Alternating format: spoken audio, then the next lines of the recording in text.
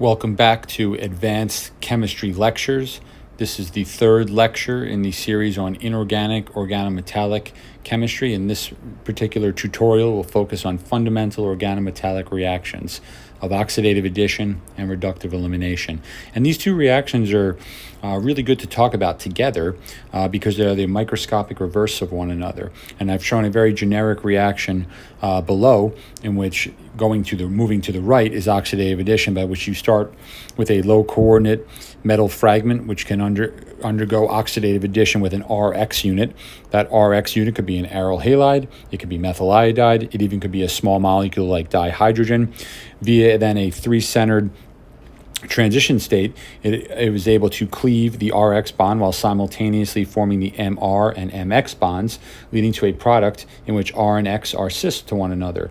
In the microscopic reverse, which is reductive elimination, the MR and MX bonds will break while the Rx bond forms, spitting back out your Rx fragment and your M sub L fragment that we started with. And what we'll notice and what we're going to document is how in oxidative addition, the change in coordination number increases by 2, the change in oxidation state increases by 2, and the change in total electron count increases by 2, while reductive elimination is in fact exactly the opposite. The coordination number drops by 2, the oxidation state drops by 2, and the electron count drops by 2.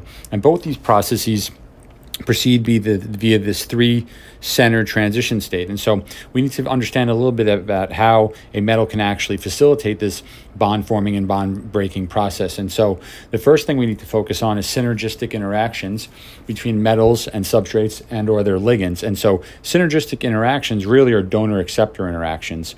And the classic case is metal carbonyls, which act as sigma donors and pi acceptors. And so it's not drawn here, but the sigma donor piece of carbon monoxide involves the lone pair localized on carbon, which can donate to a transition metal center, and that metal then in a orbital of sigma symmetry can accept that electron pair, and this is the sigma donor piece. The more important piece here is the pi acceptor piece, in which the metal center, which has filled d pi orbitals, can funnel some of that electron density into the anti-bonding orbitals on carbon monoxide.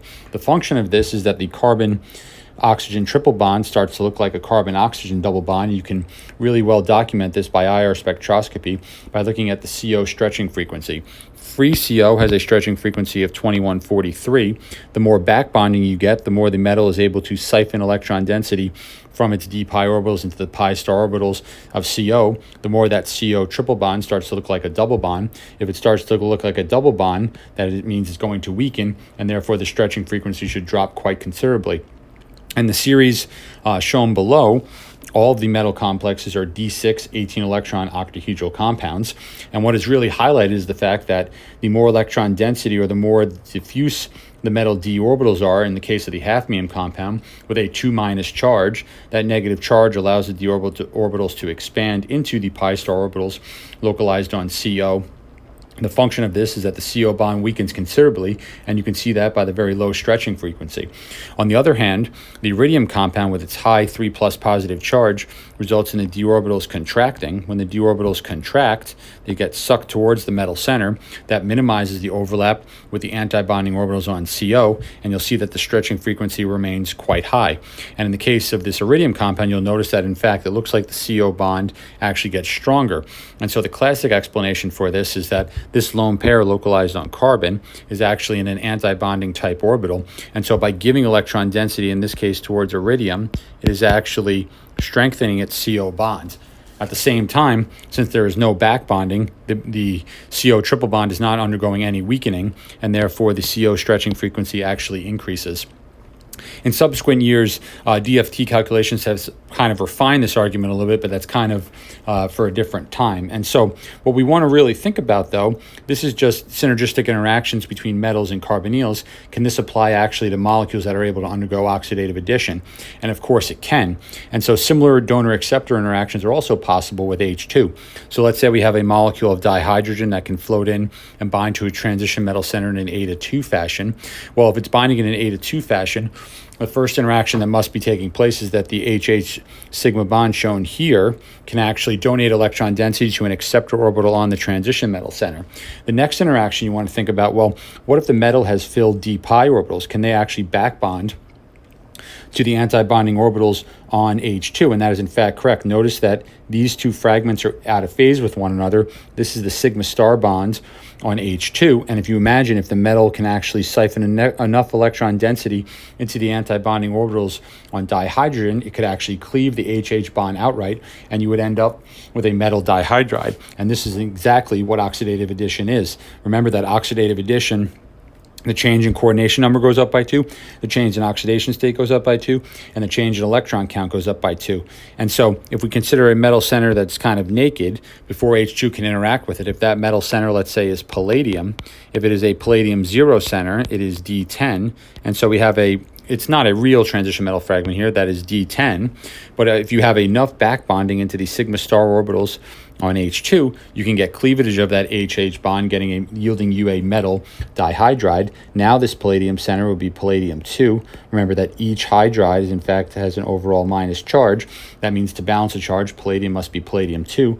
Palladium 2 is D8. If you have then two electron donors, that electron count of 8 goes up by 4, and so you have a 12 electron compound. So notice you started here with a metal with nothing on it. You ended up with a metal that increased in charge by 2. Notice also the oxidation state went up by 2. You started with palladium 0. You ended with palladium 2. And notice that the total electron count went from D10 to now 12. And so this is exactly what oxidative addition is. And this hinges on the metal's ability to actually undergo this back bonding, donating electron density into the sigma star orbital of HH, resulting in its bond cleavage. And so a really fundamental question would then be, well, what type of transition metal compounds can undergo oxidative addition? And as always, you really want to focus on the molecular orbitals. And so requirements for oxidative addition are very, very general, and so you want low coordinate, unsaturated transition metal compounds, the ones that are not 18 electrons. If you're going to add 2 total electrons, well, if you're already at 18, you're not going to go to 20. If you're at 16, you might go to 18, but from 18, you can't go any higher. You also want the metal fragment to be electron rich. Why electron rich? Well, the metal center is going to oxidize by 2, and so the more electron rich you are, the more prone you are to actually undergoing this oxidative type process. The underappreciated piece of all of this is proper geometry.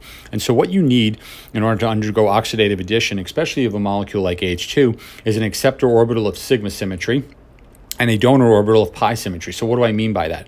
Well, here on this half here is kind of your molecular orbital diagram for H2. You have 2 electrons in a bonding combination and no electrons in the anti-bonding combination. If you want to cleave that AHH bond, though, you want to start to funnel electron density into the sigma star bond on H2. And so how do we do that? Well, what we first know is that the HH unit must come in contact with some acceptor orbital on the transition metal center of sigma symmetry. This could be a DZ squared type orbital. The second interaction you need is the back bonding interaction. You need a metal d orbital of pi symmetry to actually interact with the sigma star orbital on H2. And so you can imagine here is a d orbital I've drawn. It has the proper symmetry to interact, and so now this metal filled orbital can funnel electron density onto H2. If you funnel enough electron density onto H2, you'll end up with a metal dihydride, which features now 2 sigma bonds. But the interactions are, again, this sigma acceptor interaction shown over here and this pi donor interaction shown on the left side. And so what types of real transition metal compounds can actually facilitate this sort of interaction, and how can we actually access those types of transition metal compounds? And I think one of the simplest ways to think about this is a compound in which was a landmark compound published in 1984 by Greg Kubis at Los Alamos National Lab. This tungsten 0D6 16 electron compound shown on the left. You can kind of think of it as an octahedral compound that lost its 6th ligand. And so what it really has, it has a vacant orbital of sigma symmetry localized on tungsten that can accept electron density from an incoming molecule of H2. And in fact, this is exactly what happens. And this tungsten compound will actually bind H2 without cleaving it. And this was the first example of this type of A2 dihydrogen compound.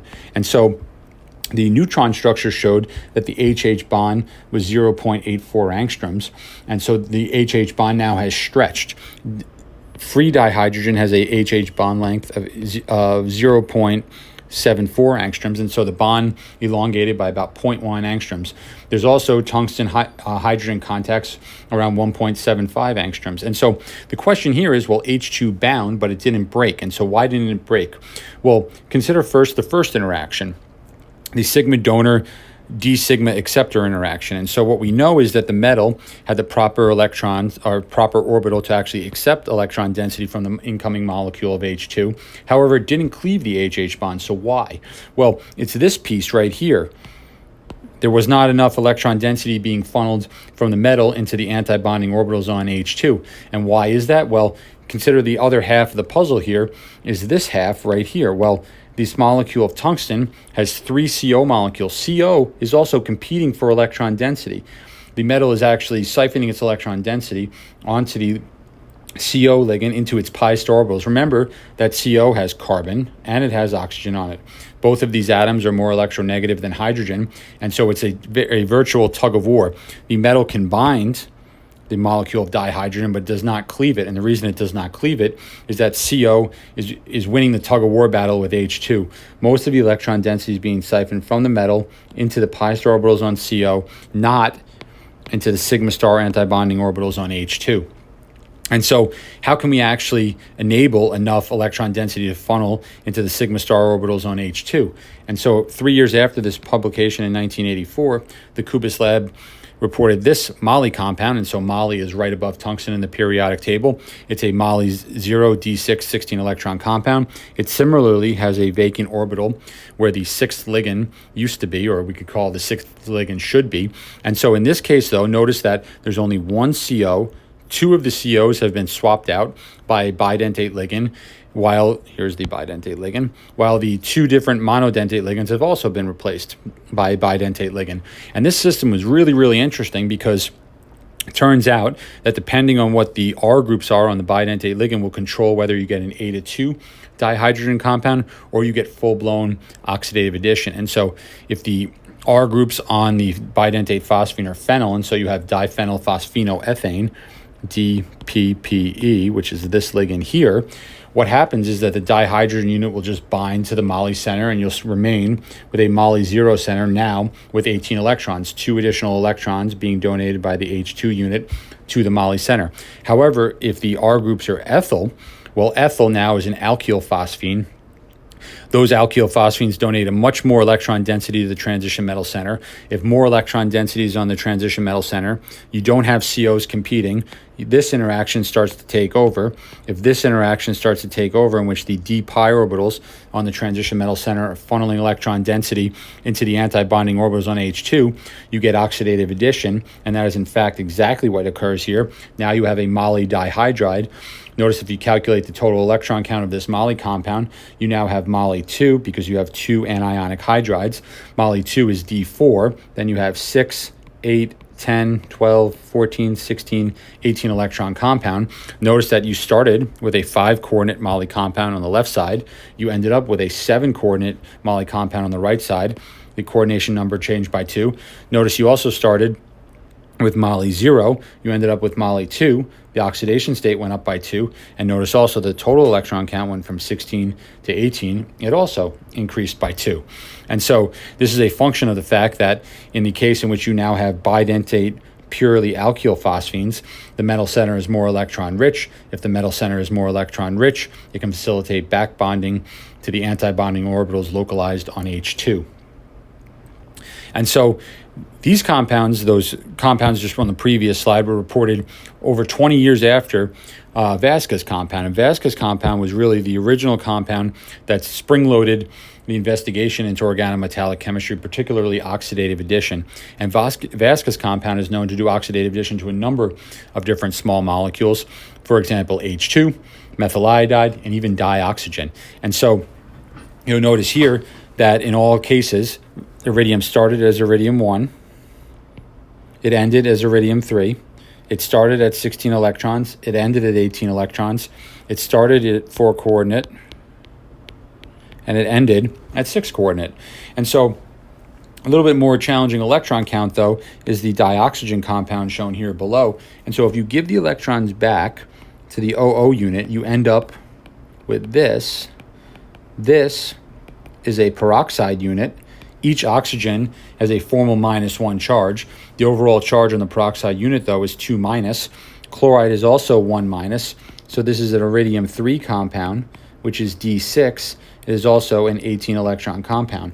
However, if you take a look at the X-ray structure of this peroxo-type intermediate, you find that the OO bond has not stretched that much. The OO bond in dioxygen is about 1.2 angstroms. In peroxide, it's about 1.4, and so it's somewhere in between. And so some people have argued that, in fact, the structure is more correctly drawn in this fashion, in which oxygen is bound side-on through its pi bond. If you were to electron count this compound, you would have an iridium 1 center. Iridium 1 is D8.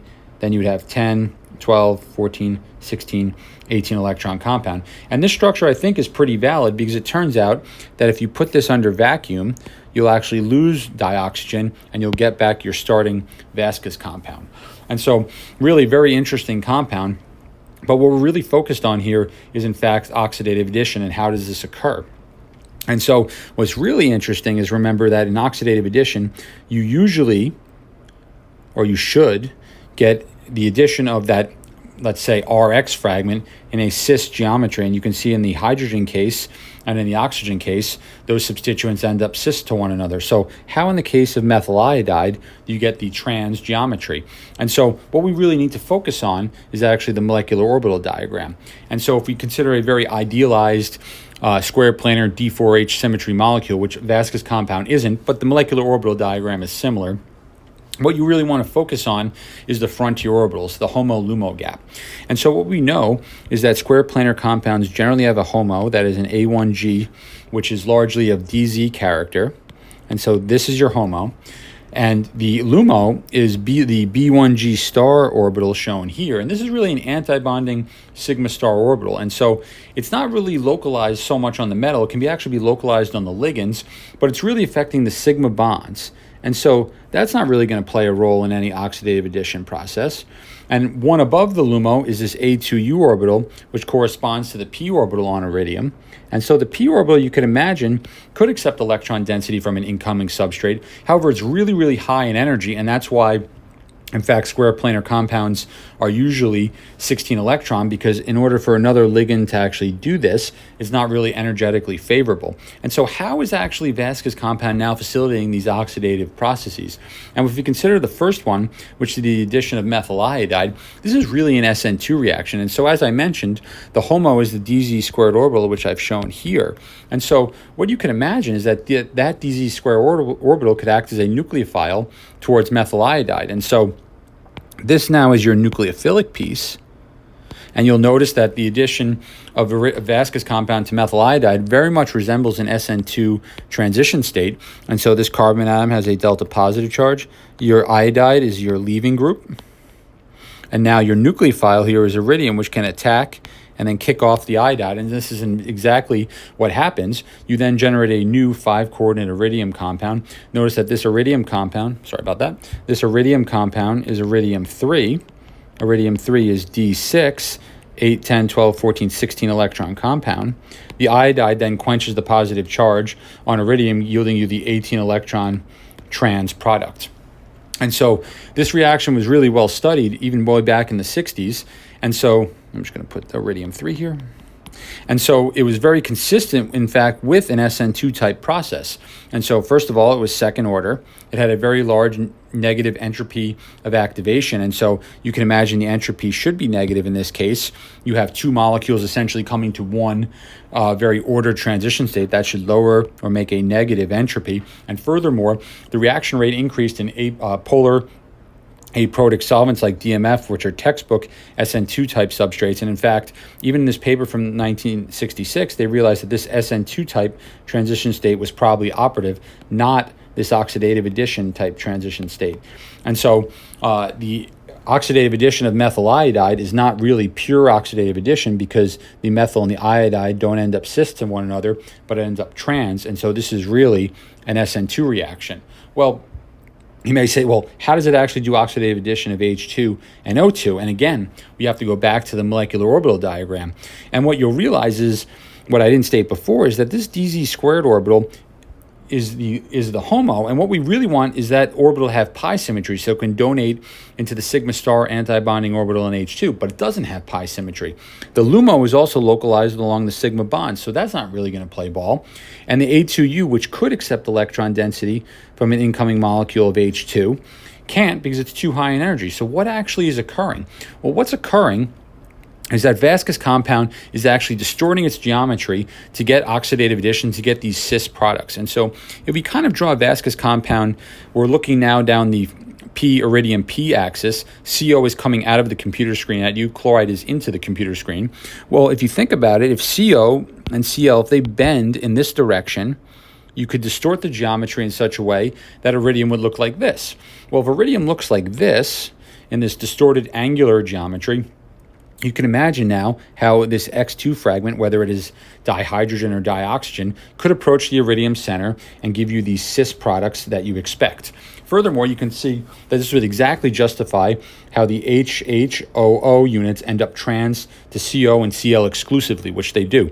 And so the real question now is, from a molecular orbital standpoint, does this angular fragment have a sigma orbital to accept electron density from X2? And does it have a pi donor orbital to donate electron density to X2? And of course it does. And so if we kind of turn the molecule again, and we now kind of envision it as being stripped away from octahedral symmetry. And so if we look right here, the lobes that are extending away from iridium, you can imagine if there was ligands 5 and 6, these would correspond to the orbitals of the dx squared minus y squared orbital. And so those now, in that type of geometry, if it is iridium 1, which is D8, it should be filled and should be able to back bond onto the sigma star orbital of H2, resulting in its cleavage. Furthermore, if you think of the octahedral geometry being stripped down again to this 4-coordinate geometry, you actually will have a sigma acceptor orbital, and it's actually derived from an s orbital that was anti-bonding, but now can accept electron density from the incoming molecule of H2. It's the exact environment we just talked about. And so here's the original diagram I showed. You have different types of orbitals here, but notice that the symmetry is the same. The sigma acceptor is of, let's call it S as in symmetrical symmetry. And so here you have, again, S meaning symmetrical symmetry. And then you have the pi orbital here of antisymmetric symmetry. And you can see here it is of antisymmetric symmetry. And really what I mean is that this is a sigma acceptor interaction, and this antisymmetric is actually a pi interaction. And so you can see here how this would exactly facilitate the cleavage of dihydrogen to give you a metal dihydride. And this is exactly what happens. This ability of Vaska's compound to distort is what gives it ability to facilitate oxidative addition. And this idea that geometry can control so much is such a key fundamental understanding. And so Vaska's compound is actually isolobal. So isolobal, which I'll actually devote a lecture to later, but it's isolobal with a CP star iridium L intermediates that you can generate. Well, these iridium CP star L intermediates are angular ML4 fragments, and so if you think about CP can sort of be thought about as a tridentate ligand. It engages in 1 sigma interaction and 2 pi interactions with a transition metal center, and because CP is 8 of 5, what you must realize is that it occupies 3 adjacent facial sites, if we think about facial in terms of an octahedral geometry. And so the CP is really occupying like something like these 3 sites. And so the phosphine, in this case PME3, acts very similar to the phosphine here of triphenylphosphine. And so in this geometry, though, if you can generate this iridium-1 D8 16-electron compound, it will actually go oxidative addition with cyclohexane solvent to give you an iridium-3 D6 18-electron compound. And notice again that this CH activation of the cyclohexane solvent is really oxidative addition. Notice that here, if you consider CP to be tridentate, your iridium has a coordination number of 4. It ends up with a coordination number of 6. Its oxidation state goes from iridium-1 to iridium-3. Its total electron count goes from 16 to 18. And so you may say, well, how did you actually access this highly reactive fragment? Well, you access this highly reactive fragment by, in fact, reductive elimination. And so if you start with the iridium dihydride, notice that this step, it is light-induced, but it is, in fact, reductive elimination of H2. Notice that you start with iridium-3, You start with an 18 electron compound. You start with a compound that is nominally 6 coordinate. Reductive elimination, your oxidation state drops by 2. Your total electron count drops by 2, and your coordination number drops by 2, and you generate then this iridium-1 D8 16 electron angular ML4 fragment that can then facilitate oxidative addition of cyclohexane. Really an amazing transformation. And this was super key. 1982, this was a huge deal. 2 papers were published, one out of the United States and one of Canada, that documented this. And so we've talked about oxidative addition, and you can see now that oxidative addition really does depend on having low coordinate unsaturated transition metal fragments. The more electron rich, the better. Well, we know reductive elimination is the microscopic reverse. And so if reductive elimination is the microscopic reverse of low coordinate, unsaturated, and electron rich, then reductive elimination must be promoted by sterically crowded and or electron poor or high oxidation state transition metal compounds. And this is exactly true. And so the classic cases are palladium-4 and rhodium-3. Platinum-2 is also a classic case of high valent, high oxidation state compounds undergoing reductive elimination. And what is really a very classic reaction, and in fact this is just like the Vaska's compound, the DZ squared orbital on this palladium-2 D8 16 electron square planar compound will actually do an SN2 reaction on methyl iodide, generating a palladium-4 D6 18 electron compound. Even though this is mechanistically SN2, notice it is a type of oxidative addition. It's not, you don't get cis products, you end up getting the trans products. So the methyl and the iodide, again, just like Vaska's compound, end up trans to one another. Notice, though, that it does mimic oxidative addition in the fact that the oxidation state goes from 2 to 4, up by 2. The total electron count goes from 16 to 18. You start with a 4-coordinate compound, and you end up with a 6-coordinate compound. This palladium-4 compound now is really geared to actually undergo reductive elimination, and what in kind of is a surprising intermediate step that you really have to tease out with kinetic studies is that actually iodide is first lost from the palladium center. And you can think, well, how does this actually happen? Well, if you think about it, palladium-4 is actually pretty hard. I would call it borderline hard. And so its d orbitals are really, really contracted. Well, iodide is extremely soft. And so this kind of is a bad, hard, soft interaction. And so iodide pretty readily dissociates from the palladium-4 center. That then triggers the CC reductive elimination of ethane to generate a new palladium-2 D8 16 electron compound. And so formally the reductive elimination occurs in this fashion, in which again, remember, we go from now palladium-4 D6 18 electron compound to a palladium-2 D8 16 electron compound. Notice also that you went from 6 coordinate to 4 coordinate. Rhodium behaves very, very similarly. In fact, the rhodium-1, rhodium-3 cycles are extremely important in catalysis, and so this reductive elimination step has been very, very well studied. And also, if we start again, here we have a rhodium-3 D6 18 electron compound. Notice that this is anionic, anionic, and anionic. So the rhodium center must be rhodium-3, which is D6. You then have 6 2-electron donors contributing 12 more electrons for 18 total. This rhodium-3 compound also doesn't have the best hard-soft interaction with extremely soft phosphine, and so the initial step in the reductive elimination process is actually ligand loss trans to the hydride, which has an extremely strong trans influence, trans effect as well. And so the phosphine dissociates, that then stimulates or promotes reductive elimination. And notice that we started with a rhodium-3 D6 18 electron compound.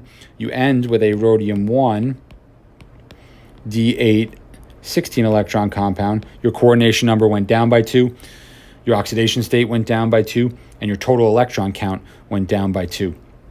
And so we can see here that, again, all of these things are true. Coordination number down by 2, oxidation state down by 2, and total electron count down by 2.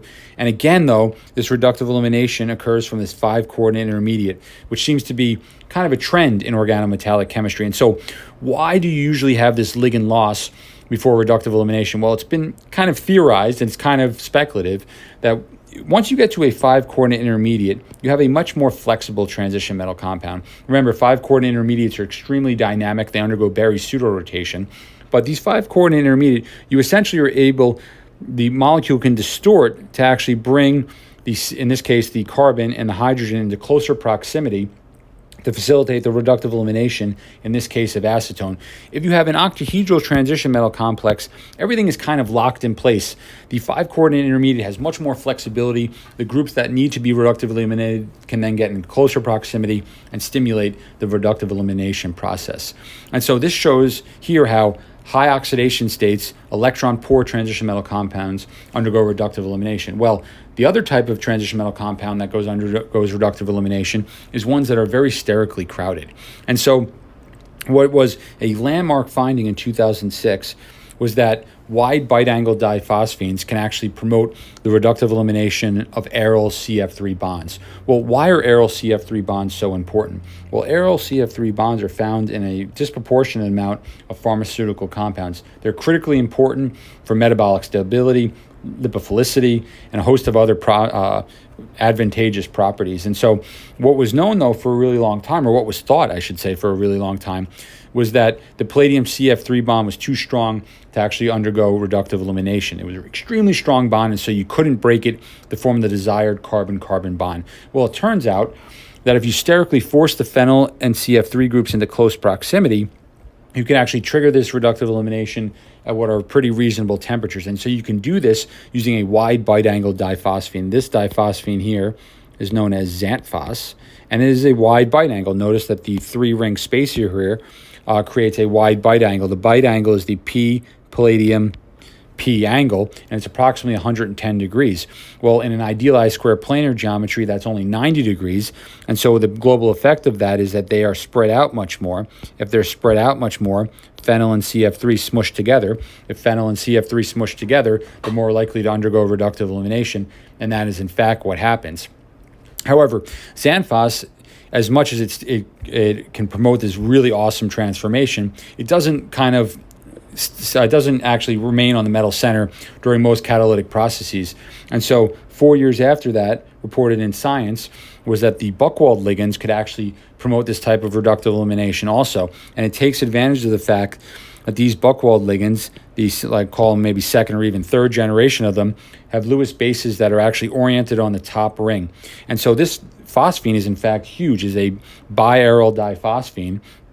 And so the presence of these Lewis basic groups on the top ring, they can actually come into contact with the palladium center. And in fact, this structure shown here was actually elucidated by X-ray crystallography and showed that in fact the ability of this O to actually interact with the palladium center forces the aryl and CF3 groups into close proximity, and the crystal structure, they're 84 degrees, 6 degrees away from idealized square planar. That also, in the presence of heat, a little bit over 100 degrees, will actually also stimulate the reductive elimination process, generating the aryl CF3 bond. And so about 4 years after that, the Schoenbeck lab out of Germany took this and actually kind of on a twist on it, knew that electron-poor transition metal compounds facilitated reductive elimination. And so they developed this heavily fluorinated bisphosphine ligand. This bisphosphine ligand is an extremely good pi acceptor, so it's siphoning electron density away from the palladium center. The palladium center is screaming as it's becoming, it's losing more and more and more electron density. Even though it's palladium-2, most of its electron density is being siphoned away from it.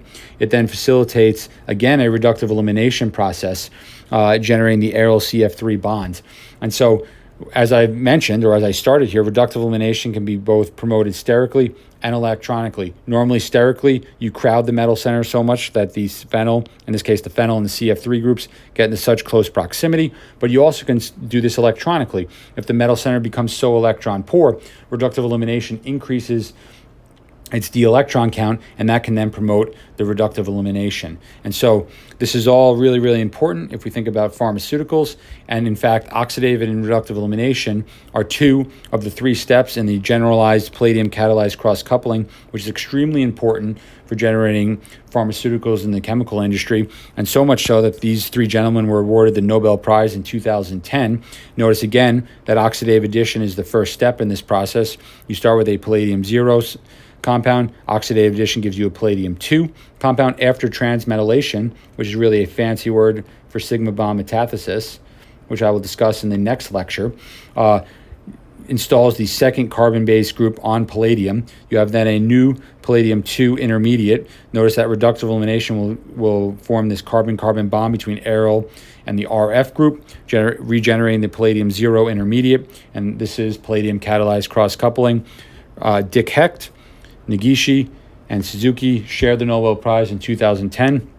Unfortunately, Dick Hecht and Negishi have died, but Akira Suzuki is still with us. And that is oxidative addition and reductive elimination. Stay tuned for the next lecture, which will be on metathesis.